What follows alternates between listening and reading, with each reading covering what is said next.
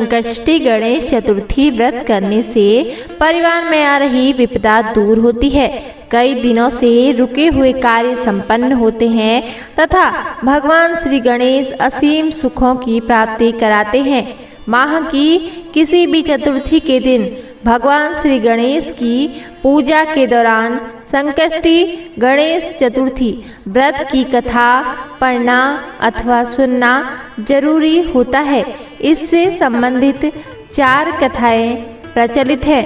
पौराणिक एवं प्रचलित श्री गणेश कथा के अनुसार एक बार देवता कई विपदाओं से घिरे थे। तब वह मदद मांगने भगवान शिव के पास आए। उस समय शिव के साथ कार्तिकेय तथा गणेश जी भी बैठे थे। देवताओं की बात सुनकर शिव जी ने कार्तिकेय व गणेश जी से पूछा कि तुम में से कौन देवताओं के कष्टों का निवारण कर सकता है। तब कार्तिकेय व गणेश जी दोनों ने ही स्वयं को इस कार्य के लिए सक्षम बताया। इस पर भगवान शिव ने दोनों की परीक्षा लेते हुए कहा कि तुम दोनों में से जो सबसे पहले पृथ्वी की परिक्रमा करके आएगा वही देवताओं की मदद करने जाएगा। भगवान शिव के मुख से यह वचन सुनते ही कार्तिकेय अपने वाहन मोर पर बैठकर पृथ्वी की परिक्रमा के लिए निकल गए थे। परंतु गणेश जी सोच में पड़ गए कि वह चूहे के ऊपर बैठकर सारी पृथ्वी की परिक्रमा करेंगे तो इस कार्य में उन्हें बहुत समय लग जाएगा। तभी उन्हें एक उपाय सूझा। गणेश अपने स्थान से उठे और अपने माता पिता की 7 बार परिक्रमा करके वापस बैठ गए। परिक्रमा करके लौटने पर कार्तिकेय स्वयं को विजेता बताने लगे। तब शिव जी ने श्री गणेश से पृथ्वी की परिक्रमा न करने का कारण पूछा। तब गणेश ने कहा, माता पिता के चरणों में ही समस्त लोक है। यह सुनकर भगवान शिव ने गणेश जी को देवताओं के संकट दूर करने की आज्ञा दी। इस प्रकार भगवान शिव ने गणेश जी को आशीर्वाद दिया कि चतुर्थी के दिन जो तुम्हारा पूजन करेगा और रात्रि में चंद्रमा को अर्घ्य देगा उसके तीनों पाप यानी दैहिक ताप, दैविक ताप तथा भौतिक ताप दूर होंगे।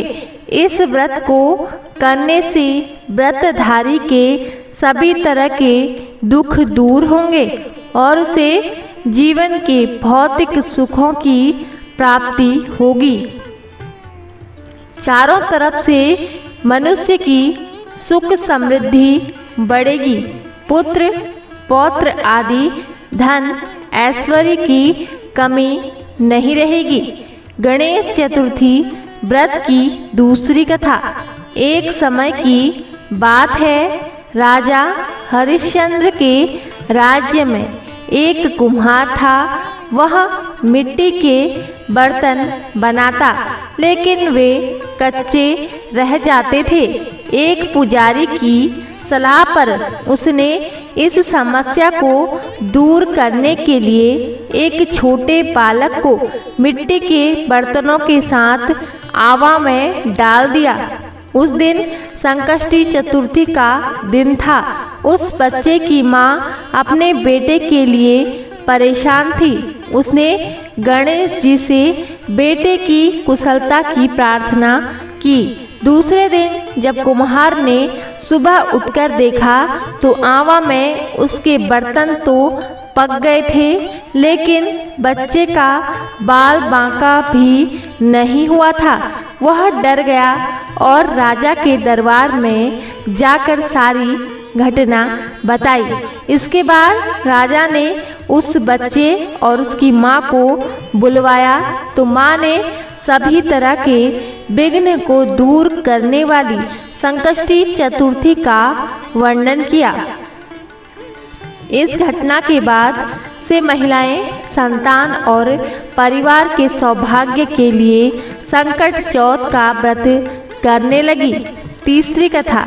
एक समय की बात है कि भगवान विष्णु भगवान का विवाह लक्ष्मी जी के साथ निश्चित हो गया। विवाह की तैयारी होने लगी।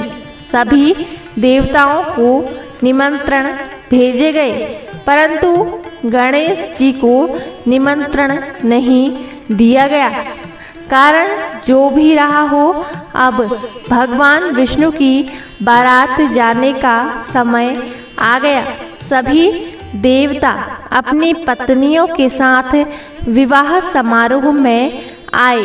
उन सब ने देखा कि गणेश जी कहीं दिखाई नहीं दे रहे हैं। तब वे आपस में चर्चा करने लगे कि क्या गणेश जी को नहीं न्योता है या स्वयं गणेश जी नहीं आए हैं। सभी को इस बात पर आश्चर्य होने लगा। तभी सबने विचार किया कि विष्णु भगवान से ही इसका कारण पूछा जाए।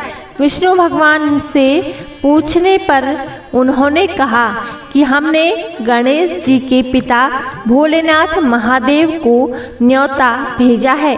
यदि गणेश जी अपने पिता के साथ आना चाहते हैं तो आ जाते। अलग से न्योता देने की कोई आवश्यकता भी नहीं थी। दूसरी बात यह है कि उनको 1.25 मन मूंग, 1.25 मन चावल, 1.25 मन घी और 1.25 मन लड्डू का भोजन दिन भर में चाहिए। यदि गणेश जी नहीं आएंगे तो कोई बात नहीं, दूसरे के घर जाकर इतना सारा खाना पीना अच्छा भी नहीं लगता। इतनी वार्ता कर ही रहे थे कि किसी ने एक सुझाव दिया। यदि गणेश जी भी आ जाएं तो उनको द्वारपाल बनाकर बैठा देंगे कि आप घर की याद रखना। आप तो चूहे पर बैठकर धीरे धीरे चलोगे तो बारात से बहुत पीछे रह जाओगे। यह सुझाव भी आपको पसंद आ गया तो विष्णु भगवान ने भी अपनी सहमति दे दी। होना क्या था कि इतने में गणेश जी वहां आ पहुँचे और उन्हें समझा बुझा कर घर की रखवाली करने बैठा दिया। बारात चल दी। तब नारद जी ने देखा कि गणेश जी तो दरवाजे पर ही बैठे हुए हैं। तो वे गणेश जी के पास गए और रुकने का कारण पूछा। गणेश जी कहने लगे कि विष्णु भगवान ने मेरा बहुत अपमान किया है। नारद जी ने कहा कि आप अपनी मूषक सेना को आगे भेज दें तो वह रास्ता खोद देगी, जिससे उनके वाहन धरती में धंस जाएंगे। तब आपको सम्मान पूर्वक बुलाना पड़ेगा। अब तो गणेश जी ने अपनी मूषक सेना जल्दी से आगे भेज दी और सेना ने जमीन पोली कर दी। तब बारात वहां से निकली तो रथों के पहिए धरती में धंस गए। लाख कोशिश करें परंतु पहिए नहीं निकले। सभी ने अपने अपने उपाय किए परंतु पहिए तो नहीं निकले, बल्कि जगह जगह से टूट गए। किसी की समझ में नहीं आ रहा था कि अब क्या किया जाए। तब तो नारद जी ने कहा, आप लोगों ने गणेश जी का अपमान करके अच्छा नहीं किया। यदि उन्हें मना कर लाया जाए तो आपका कार्य सिद्ध हो सकता है और यह संकट टल सकता है। शंकर भगवान ने अपने दूत नंदी को भेजा और वे गणेश जी को लेकर आए। गणेश जी का आदर सम्मान के साथ पूजन किया। तब कहीं रथ के पहिए निकले। अब रथ के पहिए निकल तो गए परंतु वे टूट फूट गए तो उन्हें सुधारे कौन। पास के खेत में एक खेत किसान खेती का काम कर रहा था, उसे बुलाया गया। किसान अपना कार्य करने के पहले श्री गणेशाय नमः कहकर गणेश जी की वंदना मन ही मन करने लगा। देखते ही देखते खेती ने भी सभी पहियों को ठीक कर दिया। तब किसान कहने लगा कि हे देवताओं, आपने सर्वप्रथम गणेश जी को नहीं मनाया होगा और न ही उनकी पूजा की होगी, इसलिए तो आपके साथ यह संकट आया है। हम तो मूर्ख अज्ञानी हैं, फिर भी गणेश जी को पूजते हैं, उनका ध्यान करते हैं। आप लोग तो देवतागण हैं, फिर भी आप गणेश जी को भूल कैसे गए? अब आप लोग भगवान श्री गणेश जी की जय बोलकर जाएं तो आपके सब काम बन जाएंगे और कोई कष्ट भी नहीं आएगा। ऐसा कहते हुए बारात वहाँ से चल दी और विष्णु भगवान का लक्ष्मी जी के साथ विवाह संपन्न करा के सभी सकुशल घर लौट आए। चौथी कथा। श्री गणेश चतुर्थी व्रत की पौराणिक कथा के अनुसार एक बार भगवान शिव तथा माता पार्वती नर्मदा नदी के किनारे बैठे थे। वहाँ माता पार्वती ने भगवान शिव से समय व्यतीत करने के लिए चौपड़ खेलने को कहा।